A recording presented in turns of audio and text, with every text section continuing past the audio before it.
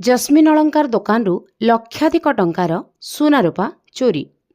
बलांगीर जिला लुइसिंगा स्थित जातीय राजपथ 26 कड़े थिबा जस्मिन ज्वेलरी गतकाली विलंबित राति लक्षाधिक टंकार सुना रूपा चोरी होईछि।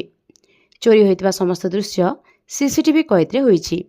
सूचना अनुसार गतकाली राति दोकान मालिक वासिम खान व्यवसाय सारी दोकान बंद करथिले।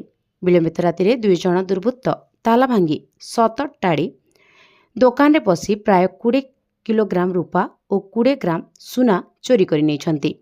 चोरीर समस्त घटना दोकान रे लागिथिबा सीसीटीवी रे कैद होईछि। सकाळू दोकान खोलिबा परे चोरी होइतिबा जानी दोकान मालिक पुलिस को सूचना देथिले। लुइसिंगा पुलिस तदंत आरंभ करने सहित ज्वेलरी दोकान सह आखपाख अंचल सीसीटीवी जांच आरंभ करिछि। एहा सह घटनार जांच पाई साइंटिफिक टीम जाइथिबा सूचना मिलिछि।